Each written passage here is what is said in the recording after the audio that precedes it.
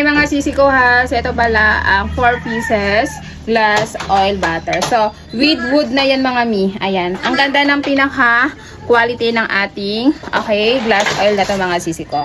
Okay. Pati yung kanyang pinaka wood makapal po mga mi. Ayan. Tsaka napaka aesthetic ng mga sisi ko. Ayan. Okay. So lagyan ng mga suka, toyo, mantika. Okay, kung ano man pwede nyo ilagay. So, with level na rin yan mga miha. So, ikakabit ko lang siya dito. About sa quality, makapal yung kanyang pinaka glass. Tapos, meron din yan pinaka silicone. Ayan. Okay, kaya hindi po yan maglilik. Okay, so ayan siya mga sisi ko. So, meron din yung pinaka butas dyan para mabilis siyang tumulong. Ayan. Okay, ayan siya. Super nice ang ating glass oil.